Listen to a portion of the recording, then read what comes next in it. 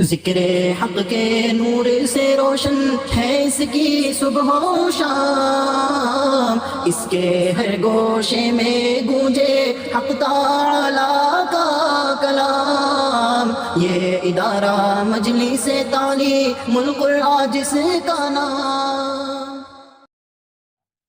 تو مستقر کا مطلب ہوتا ہے جائے قرار، اور پھر مستودعہ، مستودع جو لفظ ہاتھ و ضمیر ہے، مستودع اس جگہ کو کہتے ہیں جہاں پر زیادہ دن تک قرار پہ ہے، جہاں پر زیادہ دن تک رہنا ہے، یا جہاں پر آدمی سونپا جائے گا، جہاں پر اس کو دفن کیا جائے گا، مستودع دونوں۔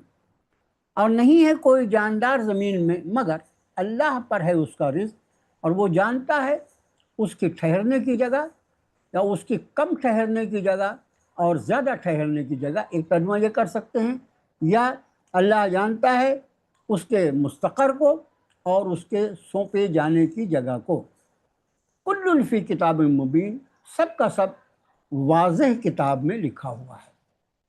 یہ واضح کتاب سے مراد، جب بھی کتاب مبین آئے تو اس سے مراد کیا ہوتا ہے؟ لوح محفوظ، جہاں اللہ نے صرف انسان نہیں بلکہ سارے کائنات کی تقدیر اللہ نے لکھ کر محفوظ فرما دیا ہے۔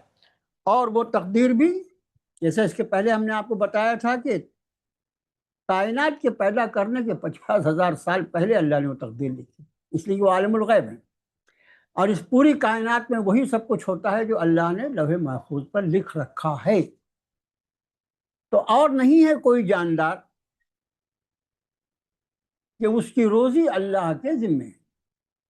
اللہ اس کے ٹھہرنے کی اور سونپے جانے کی جگہ کو سے واقف ہے، جانتا ہے۔ تمام چیزیں ایک روشن کتاب یعنی لوح محفوظ میں موجود ہیں۔ اب دیکھیے، جیسا میں نے بتایا کہ جائے مستقر جو ہے وہ کم ٹھہرنے کی جگہ کو کہتے ہیں، اور مستودع زیادہ ٹھہرنے کی جگہ کو کہتے ہیں۔ اس لیے مفسرین نے اس کی تفصیل یہ کی کہ مستقر سے مراد دنیا کی زندگی اور مستودع سے مراد قبر کی زندگی۔ اس لیے کہ آدمی جتنے دن دنیا میں ٹھہرتا ہے یہ تو برسوں میں ہوتا ہے، لیکن قبر میں اس کو بہت قیامت تک کے لیے ٹھہرنا ہے۔ اس لیے اس سے مراد جو ہے اپنے مستقر سے مراد دنیا کی زندگی اور مستودع سے مراد قبر کی زندگی یا عالم برزخ۔ اب آپ دیکھیے اس ایک آیت شریفہ میں اللہ کی شان اور اللہ کی عظمت کا کیسا تذکرہ ہے۔ اللہ خالق بھی ہے، مالک بھی ہے اور رازق بھی ہے۔ رزق جو ہے، ہمارے جب رزق بولا جائے تو عام طور سے ہمارے تصور میں صرف کھانا پینا آتا ہے، نہیں۔ انسان کی ساری زندگی، انسان نہیں بلکہ ساری مخلوقات کی ساری ضروریات۔ آپ انداز فرمائیں کہ ہم کو کھانا جو ہے وہ دن بھر میں 3 مرتبہ لگتا ہے، ناشتہ، دوپہر، شام، ٹھیک ہے؟ اور اس کے بعد پانی جو ہے وہ بھی ہم چند مرتبہ پیتے ہیں۔ اور ہوا کتنے بار سانس لیتے ہیں آپ لوگ دن بھر میں؟ آپ لوگ کتنے بار سانس لیتے؟ دلدار صاحب 10-12 بار لیتے ہیں کیا سانس؟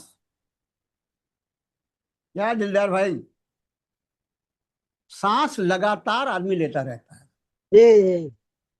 نا؟ سانس لگاتار لیتا رہتا ہے آدمی۔ تو یہ سانس جو ہے یہ خود بھی ہماری ایک اشد ضرورت ہے۔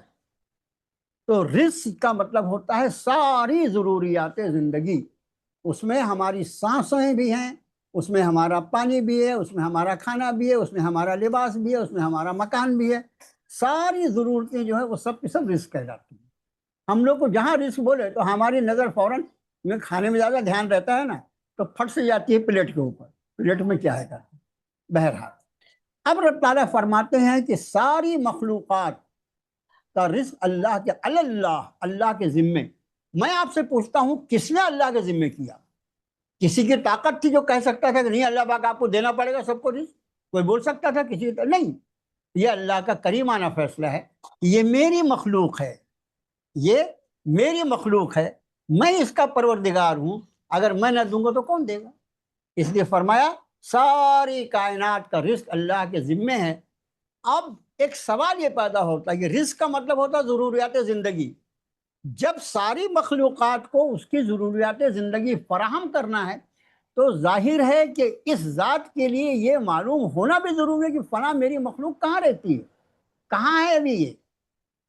کسی کو اس کی ضرورت کی چیز پہنچانا ہے تو معلوم تو ہو وہ کہاں ہے، اس لیے فرمایا یعلم مستقرہا و مستودعہا، وہ اس کی جائے قرار کو، زندگی دنیا کے زمین کے جس حصے میں وہ رہتا ہے وہاں اس حصے کو بھی جانتے ہیں، اور اس کو جب مرنے کے بعد جہاں اس کو ڈھانپا جائے گا، دفنایا جائے گا، وہ بھی جانتے ہیں۔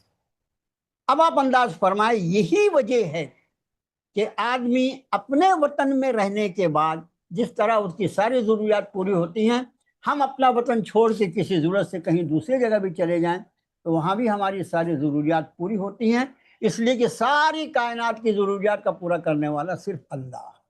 ہم جہاں یعنی منتقل ہوتے ہیں، ہم جہاں منتقل ہوتے ہیں، ہمارا اللہ ہماری روزی کو وہاں منتقل کرتا ہے۔ خاص طور سے آپ حج اور عمرے کے مسافر کو دیکھیے، حج اور عمرے کا مسافر یہاں سے 4,000 کلومیٹر دور چلا گیا، ارے کیا ہوگا وہاں، کیا کھائے گا وہاں، کیا کھائے گا، اور وہاں پر اس کی ساری ضروریات زندگی اللہ نے مہیا کر رکھی ہے۔ کہ یہ وہ اللہ ہے کہ جو جانتا ہے یہ جہاں قرار پکڑتا ہے اس کی مخلوق، اس لیے کہ وہ رزق اس وقت تک پہنچ نہیں سکتا جب تک اس کی جائے قرار کو نہ جانے، تو ہر ایک کی جائے قرار کو جانتا ہے۔ اب جائے قرار کو جانتا ہے تو جب وہ یہاں سے وہاں نقل مکانی کرتا ہے تو اس کو بھی وہ جانتا ہے۔ وہ مستودعہ، اور سونپے جانے کی جگہ یا دفن کیے جانے کی جگہ کو بھی اس کو معلوم ہے۔ ایسا ممکن نہیں ہے کہ کوئی اس کی مخلوق مر جائے اور اس کے بعد بھی اس کے رزق جو ہے آسمان سے اترتا رہے۔ کسی کے مرنے کے پہلے پہلے اس کے رزق کا آخری دانہ اس کو پہنچا دیتے ہیں، اور اس کے بعد اس پر موت واقع ہو جاتی ہے، اور موت واقع ہونے کے ساتھ ہی اس کا رزق کا اترنا بند ہو جاتا ہے۔ کل فی کتاب مبین، اور پھر یہی نہیں کہ یہ سب کچھ کرتے ہیں، بلکہ وہ ایسی شان والے اور ایسے علم والے ہیں کہ جو کچھ ہم کو مل رہا ہے وہ سب کا سب ہمارے ملنے کے پہلے انہوں نے ایک لوح محفوظ میں لکھ کے محفوظ کر دیا ہے، ایسے علم والے۔ اب اس لوح محفوظ میں ہماری پلکوں کی جھپک، ہماری سانسیں، ہمارے اٹھنے والے قدم، ہمارے الفاظ، سب کے سب لکھے ہوئے ہیں۔ جب یہ سب لکھے ہوئے ہیں تو ہماری روزی روٹی کا کیا سوال ہے؟ اس لیے روزی کے معاملے میں مسلمان نے اللہ پہ بھروسہ کرنا چاہیے، اور حلال روزی کو چھوڑ کر حرام کی طرف اس نے متوجہ نہیں ہونا چاہیے۔ وَهُوَ الَّذِي خَلَقَ السَّمَاوَاتِ وَالْأَرْضَ فِي 6 أَيَّامٍ وَكَانَ عَرْشُهُ عَلَى الْمَاءِ لِيَبْلُوَكُمْ أَيُّكُمْ أَحْسَنُ عَمَلًا وَلَئِن قُلْتَ أَنَّكُمْ مَبْعُوثُونَ مِنْ بَعْدِ الْمَوْتِ لَيَقُولَنَّ الَّذِينَ كَفَرُوا إِنْ هَذَا إِلَّا سِحْرٌ مُبِينٌ۔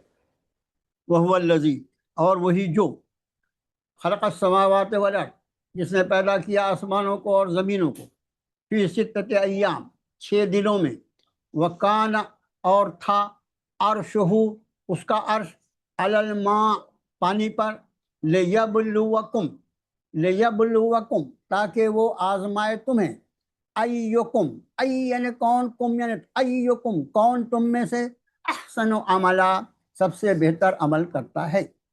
ولئن، اور اگر، قلت، آپ فرمائیں، آپ کہیں، انکم، بے شک تم، مبعوثون، زندہ کیے جاؤ گے، کھڑے کیے جاؤ گے، من بعد الموت، تمہاری موت، من بعد الموت، موت کے بعد، لیقولن الذین کفروا، ضرور کہیں گے وہ لوگ جو کفر کرنے والے ہیں، ان ھذا الا، نہیں ہے یہ مگر، یہاں ان کا ترجمہ اگر سے نہیں بلکہ ان کے بعد الا آ رہا ہے، نہیں ہے یہ مگر سحر مبین، جادو کھلا ہوا یا جادو صریح، وہی ہے جس نے پیدا کیا آسمانوں اور زمین کو 6 دنوں میں، اور تھا اس کا عرش پانی پر، تاکہ وہ آزمائے تمہیں کون تم میں سے بہتر عمل کرتا ہے۔ اور اگر تم کہو ان سے، اور اگر آپ فرمائیں ان سے کہ تم زندہ کیے جاؤ گے موت کے بعد، تو ضرور وہ کہیں گے، وہ لوگ جنہوں نے کفر کیا، نہیں ہے یہ مگر جادو صریح یا کھلا ہوا جادو۔ بہت اچھے، ماشاءاللہ۔ اس آیت شریفہ میں ساری کائنات کی تخلیق، زمین و آسمان کو اللہ نے 6 دن میں بنایا، یہ مضمون قرآن شریف میں کئی جگہ آیا ہے۔ اور اس کے بعد رب تعالیٰ نے جو بات فرمائی کہ کان عرشہ علی الماء، اس کا معنی یہ ظاہر ہے کہ زمین و آسمان کی تخلیق ہوئی، تو ہم تو زمین و آسمان کو دیکھ رہے ہیں، اس کو جانتے ہیں، زمین و آسمان بھی نہیں تھا تو اس وقت کیا تھا؟ تو اس وقت کان عرشہ، عرش سے مراد یہاں پر اس کا تخت سلطنت، یعنی اس کی حکومت جو تھی وہ پانی پر تھی۔ اب پانی، اس کا معنی ہے کہ پانی جو ہے اللہ نے زمین و آسمان کے پہلے پیدا فرمایا، اور اس کے بعد تم کو پیدا کرنے کا مقصد بیان فرمایا، لیبلوکم ایکم احسن عملا، تم میں کون اچھے عمل کرتا ہے۔ اس کا معنی یہ صرف عمل کرنے کے لیے نہیں پیدا کیا گیا، بلکہ اچھے عمل کرنے کے لیے پیدا کیا۔ اور اچھے عمل جو ہیں، کون سے اچھے اور کون سے برے ہیں، اس کا فیصلہ انسان نہیں کر سکتا، اس لیے کہ انسان جو ہے، کیوں بیچ میں بول رہا ہے، اس لیے کہ انسان جو ہے یہ انتہائی خود غرض ہے، انسان خود غرض ہے۔ انہو کان ظلوما جہولا، ظالم ہے، جاہل ہے انسان، اپنی تخلیق کے اعتبار سے قرآن نے کہا ظالم بھی ہے، جاہل بھی ہے۔ اگر اس پر چھوڑ دیا جائے کیا اچھا کام ہے، میں جو کر رہا ہوں اچھا، اور ہم ایسے ہی سمجھ رہے ہیں نا، ہم جو کر رہے ہیں ہم کو اس کی فکر ہی نہیں کہ بھئی اچھا ہے کہ برا ہے۔ یہ اگر اچھا برا معلوم کرنا ہو تو اس کا ایک ہی اس کی کسوٹی ہے، اور وہ ہے اللہ کی کتاب۔ اسی کو اللہ نے فرقان فرمایا، اس کسوٹی پہ کس کے دیکھو کہ جو چیز قرآن جس کو ہاں کہے وہ ہاں، جس کو نہ کہے وہ نہ، اور اس کی تشریحات عملی طور پر اگر تم کو معلوم ہوگی تو وہ جناب محمد الرسول اللہ صلی اللہ علیہ وسلم کی ذات عالی سے۔ تو اچھا عمل کون سا، اس کا فیصلہ، جیسے چور چوری کرتا، ڈاکہ ڈالتا ہے، اب اس کے بعد جب اس کو پوچھو تیرے کو شرم نہیں آتی، چوری کرنے کے لیے تیرے کو اللہ نے پیدا کیا، ارے محنت کما کر، ارے میں چوری کرتا ہوں، معلوم ہے میں کیا کرتا ہوں، غریبوں کی مدد کرتا ہوں، یتیم بچوں کو پالتا ہوں، غریب بچوں کی شادی کر دیتا ہوں، یہ سب کرنے کے کام چوری کر کے کرنا ہے۔ ارے بھئی یہ کرنا ہی ہے تو محنت سے کما اور کر۔ اب وہ اپنی چوری کو صحیح ثابت کرنے کے لیے میں اس میں تو اچھے کام کرتا ہوں، تو کوئی معنی نہیں ہے، چوری حرام ہے، حرام، ختم ہو گئی بات۔ تو ٹھیک اسی طرح فرمائے تم کو اس لیے پیدا کیا، ایکم، یہ خیال رکھنا، عمل جب لفظ عمل کہتے ہیں جسم کی حرکت کو، کوئی بھی کام ہوتا ہے تو کم سے کم زبان حرکت کرتی ہے، دوسرے کاموں میں ہاتھ، پیر، آنکھ، کان، ہر چیز حرکت کرتے ہیں نا، اس کی حرکت سے عمل ہوتا ہے۔ تو رب تعالیٰ نے صرف اپنے جسم کو حرکت دینے کے لیے نہیں پیدا کیا، عمل کرنے کے لیے نہیں، بلکہ احسن عمل، اچھے عمل کے۔ اور اگر ہم اچھے عمل نہیں کر رہے ہیں تو اس کا مطلب یہ کہ جس مقصد کے لیے ہم کو پیدا کیا ہم اس کے خلاف، اب ظاہر ہے یہ چیز تو قابل سزا ہونی چاہیے نا، قابل سزا ہے یہ۔ اب اس کے بعد فرمایا کہ اگر آپ ان سے کہیں کہ تم دوبارہ زندہ کیے جاؤ گے موت کے بعد، تو کہیں گے ارے یہ تو کھلا ہوا جادو ہے۔ اس کا معنی یہ کہ ہمیشہ سے یہ ہوتا آیا ہے کہ یعنی بعث بعد الموت، موت کے بعد دوبارہ کھڑا ہونا، زندہ ہونا، یہ انسان جو ہے اس کو اپنے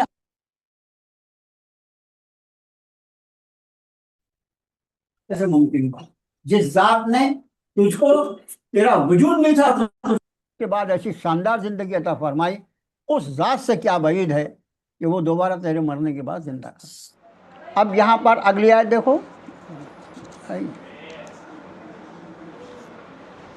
وَلَئِنْ أَخَّرْنَا عَنْهُمُ الْعَذَابَ إِلَىٰ أُمَّةٍ مَّعْدُودَةٍ لَيَقُولُنَّ مَا يَحْبِسُ عَلَىٰ يَوْمَ يَأْتِيهِمْ لَيْسَ مَصْرُوفًا عَنْهُمْ وَحَاقَ بِهِم مَّا كَانُوا بِهِ يَسْتَهْزِئُونَ۔ وَلَئِنْ، اور اگر، أَخَّرْنَا، تاخیر کا لفظ جو ہوتا ہے تاخیر دیر کرنا، اگر ہم ٹال دیں عنہم العذاب، ان سے عذاب کو، یا اگر ہم دیر کریں عذاب میں، یا اگر ہم انہیں مہلت دے دیں، ملتوی رکھیں عذاب کو، سب ترجمہ کر سکتے ہیں، اگر ہم ملتوی کر دیں عذاب کو، الی امت معدودہ، دیکھو امت کا مطلب جو ہوتا ہے، یہ کیوں بیچ بیچ میں بولتا ہے، اچھا وہ بول رہا ہے، اس کو بند کر بولنا، زیادہ اچھا رہا بولنا۔ تو امت کا مطلب جو ہوتا ہے ویسے گروہ ہوتا ہے، لیکن امت کا وقت کبھی کبھی امت کا ترجمہ وقت سے کیا جاتا ہے۔ یہاں پر امت معدودہ، ایک معدود، ایک مخصوص وقت کے لیے، ایک مخصوص وقت کے لیے، لیقولن، ضرور وہ کہیں گے، ما یحبسہ، کس چیز نے اسے روک دیا، ارے عذاب آ رہا ہے، عذاب آ رہا ہے۔ حضرات انبیاء علیہ نبی صلی اللہ علیہ وسلم ڈراتے تھے امت کو، تو امت بولتی تھی لے آؤ نا وہ عذاب جس کا تم وعدہ کر رہے ہو، تو انبیاء کا جواب یہ ہوتا تھا کہ اس عذاب کا لانا ہمارا کام نہیں، ہمارے بس کی بات نہیں، وہ اللہ کی قدرت میں ہے، وہ جب چاہے گا جب عذاب آئے گا۔ تو یہاں رب نے فرمایا کہ اگر ہم ان سے ملتوی کر دیں عذاب کو ایک مدت تک تو ضرور وہ کہیں گے ما یحبسو، کس چیز نے روکا اسے، اس عذاب کو کس چیز نے روک لیا؟ الا، خبردار، یوم یأتیہم، جس دن وہ آئے گا ان پر، لیس مصروفا عنہم، مصروف یہ لفظ ذرا دیکھو، ہمارا بھی بولتے ہیں نا مصروف، بہت مصروف چل رہے بھائی، بہت کام ہے۔ یہ صرفہ کا مطلب ہوتا ہے عربی زبان میں پھیرنا۔ علم صرف جو ہے نا وہ صیغے کا علم ہوتا ہے، ایک لفظ جو ہے کیسے اپنے شکل بدلتا ہے گرامر میں۔ تو مصروف کا مطلب ہوتا ہے روک دینا۔ لیس مصروفا عنہم، نہیں ہوگا کوئی روکنے والا ان سے، وحاق بہم، حاق لفظ اس کے پہلے گزر چکا ہے، اور گھیر لے گا انہیں، ما کانوا، وہ تھے جس کی، بہی اس کا، یستہزئون، استہزاء کرتے یا مذاق اڑاتے۔ اور اگر ہم عذاب کو تھوڑے دنوں کے لیے ملتوی رکھیں تو کہیں گے کہ کس چیز نے اس کو روک دیا؟ یاد رکھو جس دن ان پر عذاب آ جائے گا تو پھر ٹلے گا نہیں، اور جس عذاب کا وہ مذاق اڑا رہے تھے وہ انہیں گھیر لے گا، یا وہ انہیں اپنے گھیرے میں لے لے گا۔ یہ ہے رواں ترجمہ، لفظی ترجمہ میں نے آپ کو بتا دیا۔ چلو بھائی اگلی آیت دیکھیے، وَلَئِنْ أَذَقْنَا الْإِنسَانَ مِنَّا رَحْمَةً ثُمَّ نَزَعْنَاهَا مِنْهُ إِنَّهُ لَيَئُوسٌ كَفُورٌ۔ وَلَئِنْ أَذَقْنَا الْإِنسَانَ، ذاقہ کا مطلب چکھنا، وَلَئِنْ أَذَقْنَا، وَلَئِنْ اور اگر، أَذَقْنَا چکھائیں ہم، انسان کو، انسان میں نون کا زبر جو وہ کیا بتاتا ہے کہ یہ مفعول ہے، اور اگر ہم چکھائیں انسان کو، منا ہماری جانب سے، رحمتاً رحمت کا ترجمہ رحمت کر لیجئے، ٹھیک ہے، اور اس رحمت میں پھر اللہ کی نعمتیں سب کی سب شامل ہیں۔ ثم پھر، نزعناہا، دیکھو یہ لفظ دیکھو، نزعناہا، تین لفظ ہیں اس میں تین لفظ ہیں۔ نزع کا مطلب ہوتا ہے کھینچنا، اس کے پہلے ہم نے آپ کو بتایا، نزع کا مطلب ہوتا ہے کھینچنا، اسی سے تنازع بنا ہے، جھگڑا ہوتا ہے نا، آپس میں تنازع ہو گیا ہے، یہ اصل لفظ ہے نزع۔ والنازعات غرقا، کھینچنے والے ڈوب کر، اور یہی وجہ ہے کہ جب آدمی کی روح نکلتی تو کہتے ہیں وہ نزع کی کیفیت میں، اس کی روح نکالی جا رہی ہے، تو نزع کا مطلب ہوتا ہے کھینچنا، نکالنا۔ ثم نزعناہا، پھر ہم لے لیں، نہ ہم، ہا اسے، ثم نزعناہا، پھر ہم لے لیں اس سے اسے، انہو، بے شک وہ، لیئوس کفور، لیئوس، یئوس کا مطلب ہوتا ہے نا امید ہو جانا، لیئوس، اور کفور جو ہے یہ کفر سے بنا ہے، انکار کرنا، ناشکری کرنا۔ تو پھر اگر ہم اس کو پھر اگر ہم انسان کو اپنی کوئی نعمت چکھانے کے بعد اس سے چھین لیتے ہیں تو وہ نا امید ہو جاتا ہے اور ناشکری کرنے لگتا ہے۔ دونوں لفظ کا ترجمہ ہم نے کیا، وہ نا امید ہو جاتا ہے، لیئوس، اور کفور یعنی ناشکری کرنے والا۔ پھر سے ایک مرتبہ دیکھیے ترجمہ، اگر ہم انسان کو اپنی کوئی نعمت چکھانے کے بعد پھر اس سے چھین لیتے ہیں تو وہ نا امید ہو جاتا ہے اور ناشکری کرنے لگتا ہے۔ ہمارا اگلا سبق جو ہوگا وہ انشاءاللہ کل وقت پر جڑے ہیں، آگے کی 5-6 آیتیں دیکھ کر۔ السلام علیکم ورحمۃ اللہ وبرکاتہ۔